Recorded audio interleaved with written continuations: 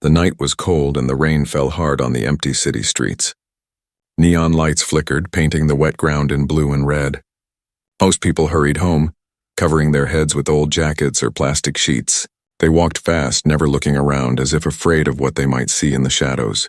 In one corner, near a broken wall and a pile of trash, something strange lay still. It was not trash, not a broken machine, not a bundle of clothes. It was a girl. Her skin was pale silver, shining faintly under the streetlights. Her thin arms were scratched and her legs shook as if she had no strength left. Her eyes were large, brighter than human eyes, but half closed now, heavy with pain. She was not human. She was alien, and she was dying in the streets, abandoned like she was nothing. People passed her by. Some slowed down for a second, then walked faster. Some whispered, "Not our problem." Others shook their heads, afraid. Everyone thought the same thing. Helping her would only bring danger. The soldiers patrolled these streets sometimes, looking for aliens who escaped. Anyone who helped them could be punished, maybe even killed. So they ignored her. Better to look away than to get involved. But one man stopped. He was tall, wearing an old brown coat, his shoes soaked with rain. He had rough hands, the kind of hands that showed years of hard work. His name was Daniel. He had no family, no one waiting at home, and no reason to care. Yet when his eyes fell on her, he could not walk past. Something inside him twisted. He remembered nights when he himself was hungry, lying alone in the dark and no one came. He knew the feeling of being forgotten. Daniel looked around. The street was almost empty, just a few shadows moving far away. He stepped closer to the girl. She tried to move, but her body refused. Her lips opened, but only a weak sound came out, almost like a whisper. Daniel bent down, his heart pounding. "Hey, can you hear me?" he asked softly. Her eyes opened a little wider. She stared at him, her gaze sharp but full of fear. She looked ready to fight, even if she had no strength left. "It's okay," Daniel said quickly. "I'm not going to hurt you." He pulled off his coat and placed it gently over her shivering body. The cold rain had already soaked her thin clothes. For a second, her eyes flickered with surprise, like she could not believe a human would cover her with warmth. Just then, footsteps echoed at the end of the street. Daniel froze. Two men walked past, talking in low voices. One of them noticed Daniel bending down. He stopped and frowned. "Hey, leave her," the man warned. "That's alien trash. Don't get yourself killed." Daniel didn't answer. He kept his hand on the girl's shoulder, steady and calm. The second man spit on the ground and shook his head. "Suit yourself. But don't say we didn't warn you." They walked away, their words heavy in the night. Daniel's mind raced. What was he doing? Why was he risking this? He should walk away like everyone else. But as he looked down at the alien girl, he saw something in her eyes. Even through the pain and fear, there was a spark, a silent cry. "Please don't leave me here." He sighed and made his choice. Slowly, he lifted her up. She was lighter than he expected, her body weak and trembling. She gasped softly, her hand clutching his coat as if afraid he might drop her. "Easy," Daniel whispered. "I've got you." The rain fell harder, washing over both of them. He held her close and began to walk, his boots splashing through puddles. Every step felt heavy, but he didn't stop. The girl closed her eyes again, but she was still breathing. For now, that was enough.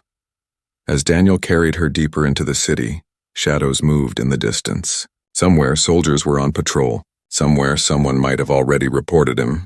He didn't know who she was or why she had been left to die. He only knew one thing. Tonight he had seen her and he could not pretend he hadn't. And that one choice was about to change everything. Daniel pushed open the old door to his apartment and stepped inside, carrying the alien girl in his arms. The place was small, only one room with a broken lamp, a small bed, and a wooden table by the window. The walls were cracked, the paint peeling off, and water dripped from the ceiling. It wasn't much, but it was all he had, and tonight it would have to be a shelter. He laid her gently on the bed, his heart racing, his mind full of questions he couldn't answer. Who was she? Why was she alone in the street, bleeding and forgotten? And most of all, why did he care so much when he knew helping her could destroy his life? She stirred, her chest rising and falling with weak breaths, her silver skin shining faintly under the dim light. He searched his cabinet and found an old blanket, wrapping it around her thin body. He then poured water into a cup and touched it to her lips. At first she flinched, her eyes snapping open with a sharp glow.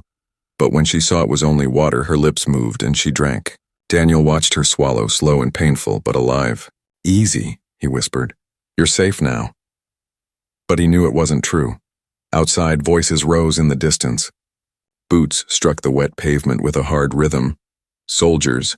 They were searching the city block, their flashlights cutting through the night. Daniel's heart jumped. He closed the curtain quickly and turned off the lamp. The room went dark, lit only by the weak moonlight leaking through the cracks. He moved to the bed, speaking in a low, urgent tone. "You need to be quiet. They're looking for you."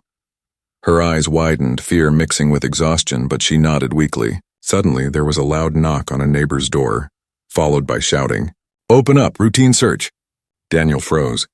He could hear boots stomping, doors creaking, frightened voices begging, soldiers barking orders. They were checking every room, every corner. It would only be a matter of minutes before they reached his door. He glanced at the girl. She was too weak to move on her own. If they found her here, both of them would be dragged out, maybe shot on the spot. He thought fast. Daniel lifted her again, whispering, "Hold on." She was light as air, but her hands clutched his coat as if she feared being left behind. He moved toward the back of the room, where a broken shelf leaned against the wall. Behind it was a loose wooden panel he had discovered years ago, a small space between the wall and the old bricks of the building. He had used it once to hide money from thieves. Now it would have to hide something far more dangerous. He pushed the shelf aside carefully, the wood scraping softly. Then he pulled the panel free, revealing a dark, narrow gap. "In here," he whispered, sliding her gently inside. She winced but did not cry out. Her glowing eyes stared at him in silence, full of fear and a strange trust. He pressed a finger to his lips. Not a sound. She nodded, curling into the space hidden by shadows.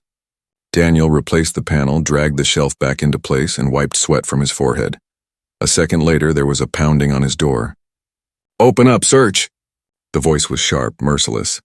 Daniel took a deep breath, steadying himself, then pulled the door open. Two soldiers stood there, rifles in hand, eyes hard. "What's your name?" one asked. "Daniel," he answered calmly. "What do you want?" The soldier pushed past him, flashlight sweeping the room. The second followed, kicking at the table, peering under the bed. Daniel stood still, hands in his pockets, forcing his face to stay blank. His heart pounded, but he showed nothing. "You live alone?" the soldier asked, turning his light back on Daniel. "Yes," he said flatly. "Always." The soldier studied him for a moment, then moved closer, so close Daniel could smell the metal of his weapon. The silence stretched long. Finally, the soldier sneered. "If you see anything, or anyone, you report it. Understand?" Daniel nodded once. The soldier shoved him back, then turned to leave. A moment later, both men were gone, their boots echoing down the stairs. Daniel closed the door slowly, locking it, his body trembling now that the danger had passed. He leaned against the wall, breathing hard. For a moment, the room was silent, only the dripping from the ceiling breaking the stillness. Then he moved quickly to the shelf, pulled it aside, and opened the panel. The alien girl was still there, her body curled, her wide eyes fixed on him. Relief flooded her face when she saw it was safe. Daniel reached in and helped her out, whispering, "It's okay. They're gone. For now." She leaned against him, weak but alive. He knew the soldiers would be back, searching again, hunting harder. Helping her had already put his life in danger. But as he looked into her strange, glowing eyes, he understood something. He had already chosen. There was no going back. He was in this until the end. And deep inside, he felt that this alien girl carried a secret bigger than both of them, something that could either save them or destroy everything. The night stretched long after the soldiers left, but Daniel did not sleep. He sat in the dark, watching the alien girl as she rested on his bed, wrapped in his blanket. The rain outside had stopped, leaving the city quiet, but his heart was still beating fast from the close call. Every creak of the building made him glance at the door, fearing the soldiers might return. The girl's breathing was soft, uneven, but steadier now than before. She looked fragile, almost like a child, yet her strange silver skin and glowing eyes reminded him she was not human. He had so many questions burning inside him, but he was afraid of the answers. At last, as the first light of dawn crept through the cracks in the curtain, she stirred. Her eyes opened slowly, bright and sharp even in the dim room. For a moment, she just stared at him as if studying him carefully. Daniel shifted in his chair, unsure what to say. Finally, he asked quietly, "What's your name?" Her lips parted, her voice weak but clear. Lyra. The word hung in the air, soft yet heavy with meaning. He repeated it in his mind. Lyra. Not just an alien, but a person with a name. Daniel poured a little water into the cup and handed it to her. She drank slowly, then whispered, Why did you save me? He didn't answer right away. He wanted to say he didn't know, but that wasn't true. He knew exactly why, because no one else would. Because you were dying, he said finally, and I couldn't walk away. She looked at him strangely, as if humans doing such things was rare. You risked your life, she said softly, her eyes narrowing in suspicion. Why? Daniel frowned. Because someone had to. For a moment, silence filled the room, heavy and tense. Then she turned her face away, pulling the blanket closer. He could tell she still didn't trust him, but there was something else in her eyes too. Confusion, maybe even hope. Hours passed in quiet. Daniel gave her a piece of bread, which she ate slowly, her hands trembling. Finally, she spoke again, her voice low, almost like a secret. The soldiers, they are not just hunting me. They want what I carry. Daniel stiffened. His eyes dropped to the blanket covering her. What do you mean? Lyra hesitated, her glowing eyes flicking to the window as if expecting someone to burst in at any moment. Then she pulled something from under her torn clothes. It was small, glowing faintly like a piece of crystal, no bigger than a human's thumb. She held it in her palm, her fingers shaking. Daniel leaned closer. What is it? She looked him in the eyes, her voice barely above a whisper. Proof, Daniel frowned. Proof of what? Lyra swallowed hard, her eyes shining with fear. Proof that my people's leaders, they betrayed us. Proof that the ones hunting me are hiding something terrible. Daniel's chest tightened. He had no idea what kind of politics or wars the aliens were fighting among themselves, but he understood one thing. Whatever that crystal was, it was dangerous. No wonder the soldiers were searching so hard. He stared at her, his mind spinning. Was she telling the truth, or was this some kind of trick? Could she be luring him into something bigger than he could handle? His gut told him she was too weak, too desperate to lie, but still doubt whispered in his mind. He had seen how fear made people clever, how even the dying could twist words to survive. Why show me this? He asked carefully. Lyra's voice broke as she answered, Because I had no choice. I cannot trust anyone.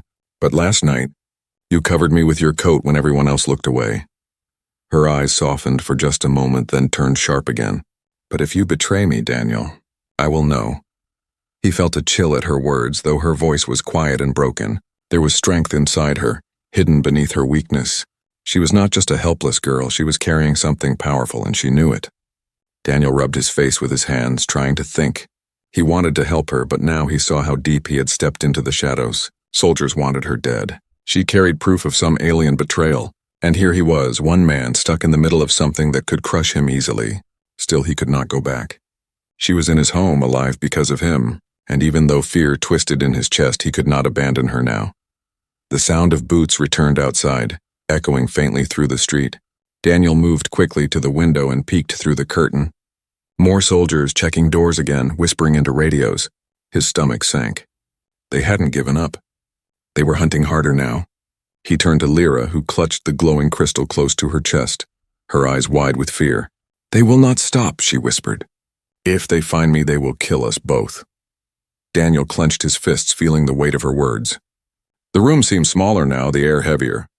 He knew she was right, but something else flickered inside him too, a strange fire, a stubborn defiance. He had spent years watching people look away from pain, ignoring suffering, surviving only for themselves. And for once, he didn't want to be like them. He looked back at Lyra and said firmly, Then we make sure they don't find you. She stared at him, her glowing eyes full of disbelief, maybe even trust.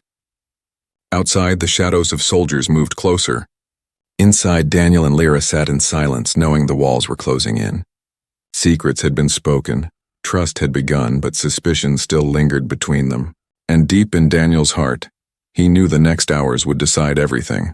Life, death, and maybe the fate of more than just one broken city street. The city did not sleep. Even when the sun rose, its light was swallowed by tall gray buildings and smoke from broken chimneys. Daniel had lived here his whole life, but today the streets felt different. They felt dangerous, watched, As if every corner hid an eye waiting to catch him, Lyra sat on his bed, clutching the glowing crystal to her chest, her thin body trembling. Her eyes followed every sound outside, every barked order from the soldiers. The soldiers were everywhere now, boots pounding on the cracked pavement, radios crackling with sharp voices. Neighbors whispered behind their doors, some too afraid to look, others eager to report anything suspicious in exchange for money or safety. Daniel knew it was only a matter of time before someone pointed at his door. He leaned against the window frame, staring at the street below, jaw tight. He had never felt so trapped in his own home. When he turned back, Lyra was watching him with wide eyes. "They will not stop," she said in a low voice. "They will search again, harder. And if they find me here, you will die with me." Her words struck him like cold iron, but Daniel only nodded. "Then we won't be here when they come." He helped her to her feet. She was still weak, her legs shaking, but she leaned on him, holding the crystal close as if it was her heartbeat. Daniel grabbed his old bag and stuffed inside what little food he had left, a bottle of water, and a worn map of the city. He wrapped her in his coat again, pulling the hood low over her head. Together they stepped out into the hallway, the wooden floor groaning under their weight. Every step felt louder than it should, and Daniel's ears strained for the sound of boots nearby. They moved slowly down the stairs, his hand steady on her arm, guiding her like a shadow. But shadows were not safe enough. The moment they reached the street, Daniel froze. A patrol was only 2 blocks away, rifles slung, eyes sharp. He pulled Lyra back into the alley, his heart racing. She pressed against the wall, her breath shallow. For a moment, the soldiers turned their heads. Daniel held his breath, praying they would keep walking. And they did. But he knew luck would not protect them twice. They moved through the alleys, staying close to the walls, avoiding the main roads. Every corner was a risk. Every sound made Lyra flinch. Once they nearly walked into a checkpoint, soldiers scanning faces one by one, dragging people aside. Daniel pulled her back just in time, crouching behind a pile of crates as flashlights swept across the alley. He held her hand tightly, whispering, "Stay down. Don't move." Her glowing eyes stared at him, full of fear but also trust. The soldiers' lights passed, and the two slipped deeper into the maze of streets. But the city was alive with danger. Loudspeakers crackled with warnings. All citizens must report suspicious activity. Anyone caught hiding an alien will be punished by death. Daniel clenched his teeth, pulling his hood lower. Fear pressed heavy in his chest, but he kept moving. He couldn't stop now. Hours passed like a nightmare. The sun climbed higher, but the streets grew darker with tension. Daniel led Lyra through abandoned tunnels, across rooftops slick with rain, down stairwells that smelled of rust and mold. But no matter where they went, the sound of boots and radios followed. The hunters were closing in, step by step. At last, exhausted, they found a small warehouse near the edge of the district. Daniel forced the rusty door open and guided Lyra inside. The air was thick with dust, old machines broken and forgotten. They sank down behind a pile of metal parts, catching their breath. Lyra clutched the crystal tighter, her hands shaking. "They will not stop until I am dead," she whispered, her voice breaking. "You should leave me. If you let them take me, you might still live." Daniel shook his head fiercely. "No, I'm not leaving you. Not now." Her eyes searched his face, confused, almost desperate.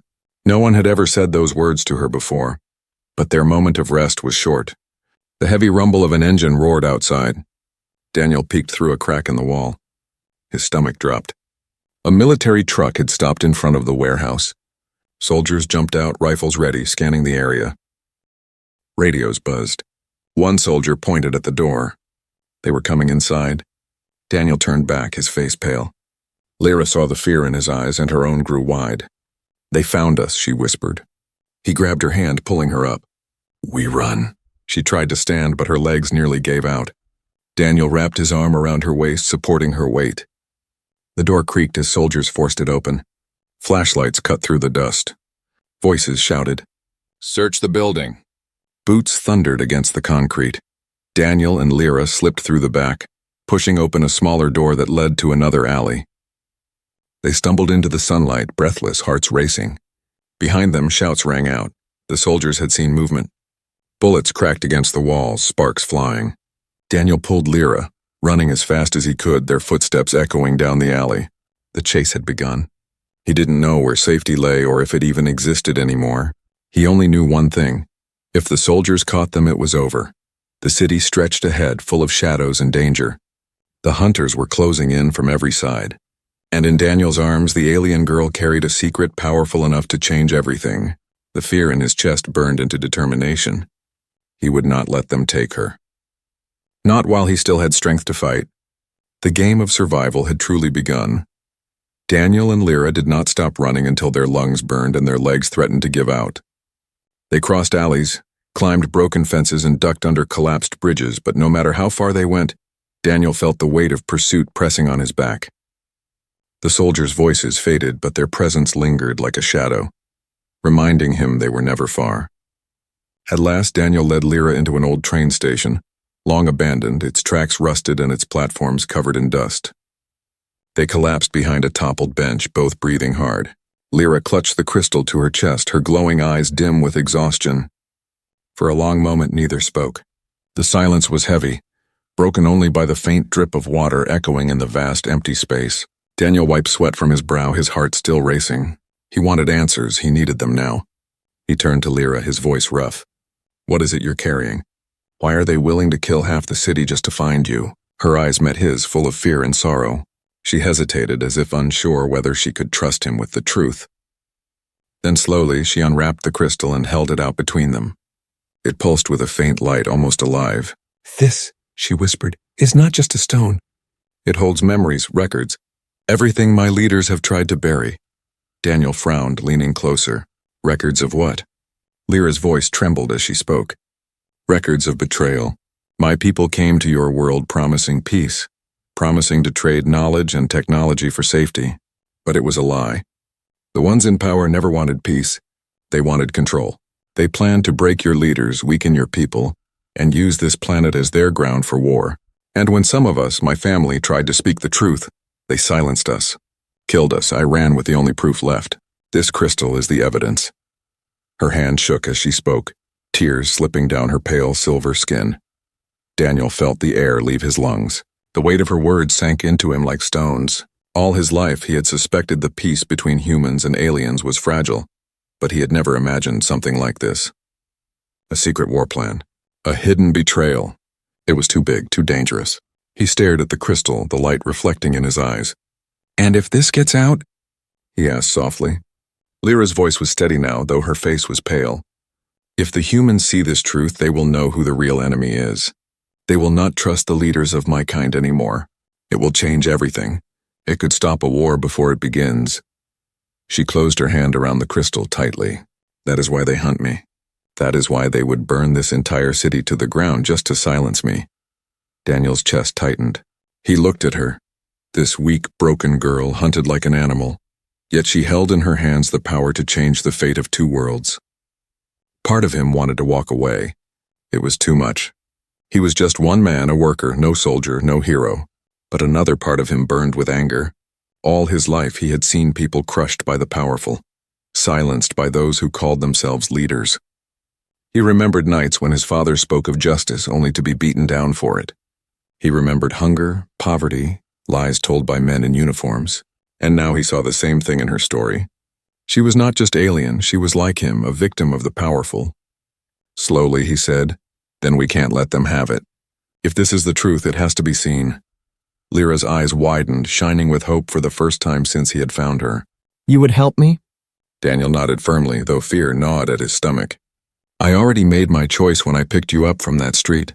There's no going back now." She stared at him, her lips parting as if she wanted to say more, but her voice broke. Instead, she leaned against him, her hand trembling but her eyes strong. "Then you are part of this fight now, and together, we must survive long enough to show the truth." Before Daniel could respond, the sound of footsteps echoed through the train station. His body stiffened. He peeked through the cracks in the broken wall and cursed under his breath. More soldiers moving slowly, sweeping the area. They were closer than he thought.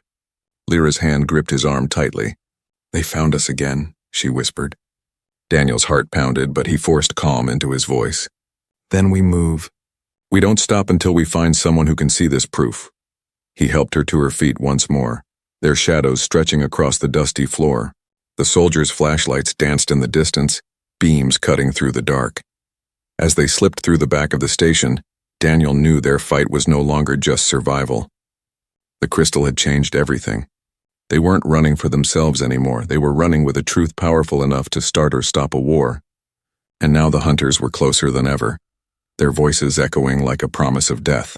But even as fear twisted inside him, Daniel felt something stronger rising too. Determination. He wasn't just protecting an alien girl anymore. He was protecting the truth. And for the first time in his life, he felt like his choices could matter to the world. Daniel and Lyra ran through the narrow back exit of the abandoned train station, their footsteps echoing against the cracked stone floor. Outside, the city was alive with danger. Patrols on every street, searchlights cutting through the smog, and the distant rumble of armored trucks. Daniel's heart pounded as he pulled her forward, his arm steady around her trembling body.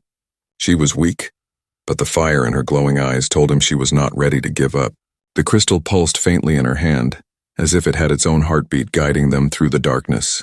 Every corner they turned, every shadow they crossed, he knew the hunters were only steps behind. And then, without warning, a spotlight cut across the alley, blinding them both. Shouts rang out, "There! Don't let them escape!" Bullets cracked against the walls, sparks flying. Daniel pulled Lyra down behind a rusted dumpster, shielding her with his body as dust and stone rained around them. "We can't stay here," he whispered harshly. She nodded, clutching the crystal close to her chest. The soldiers' boots thundered closer, rifles ready. Daniel knew they couldn't outrun them forever. Something had to change. He grabbed Lyra's hand and pulled her toward the fire escape ladder on the side of a crumbling building.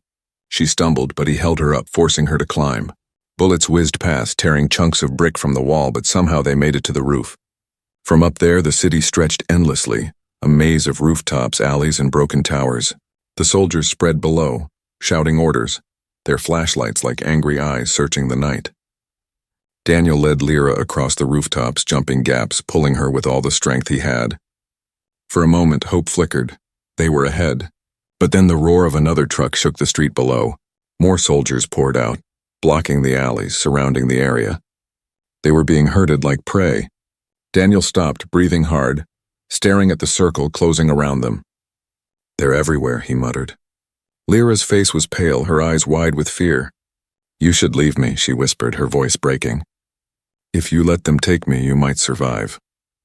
Daniel turned to her sharply, shaking his head. "No, I told you, I'm not leaving you." Her eyes glistened with tears, but she shook her head. "You don't understand. They will kill you because of me. I cannot let that happen." She looked at the crystal, her hands trembling. "Maybe I can end this.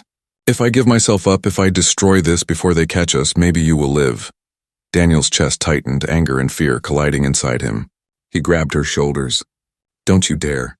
You think your life doesn't matter, but it does. You think I saved you just to watch you throw it away? No. If you're going down, then so am I." His words struck her, and for a moment she simply stared at him, her lips trembling, as if no one had ever spoken to her like that before. But the soldiers were climbing the building now, their boots clanging on the ladders, their voices growing louder. Time was running out. Daniel looked around desperately.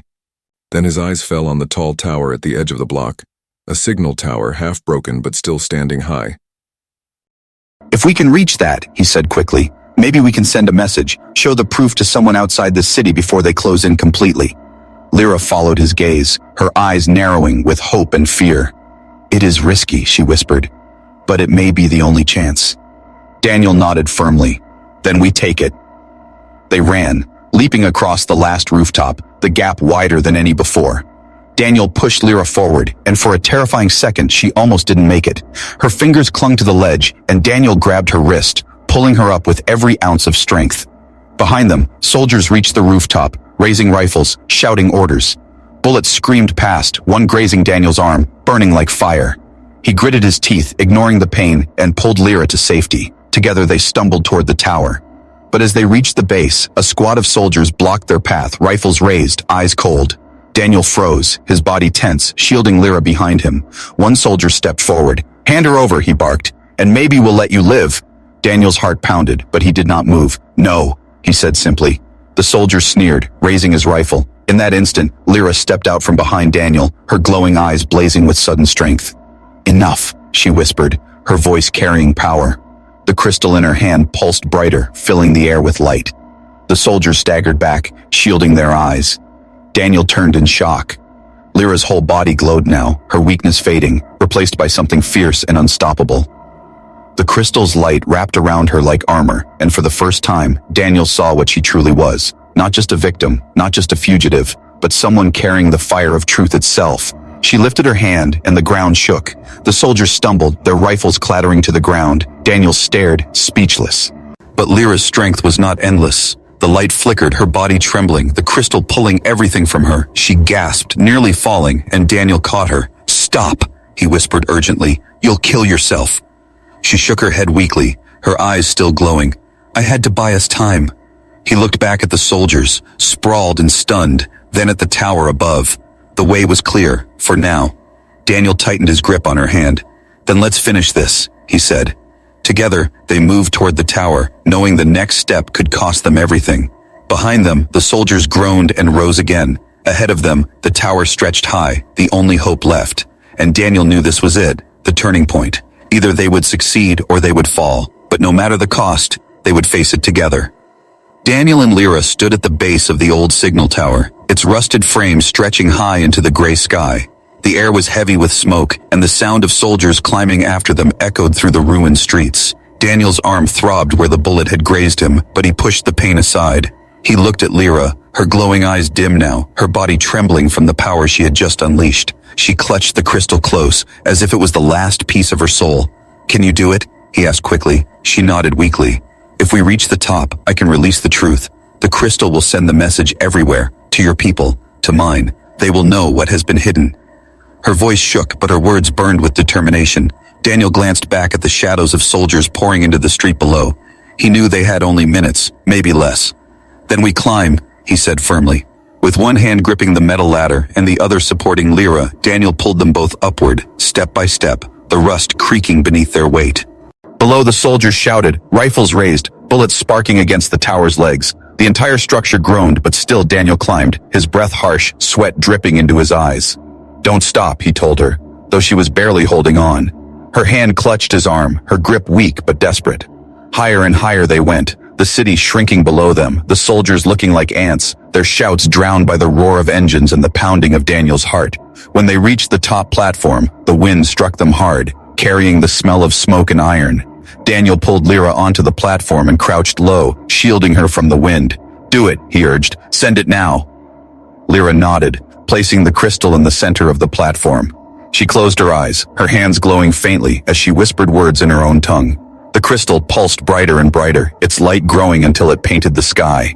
Daniel watched in awe as beams of light shot upward, splitting into dozens of smaller streams that spread out across the clouds like veins of fire. The city below lit up, people looking out of their windows, pointing at the sky. Everywhere, across every screen, every signal device, images began to appear.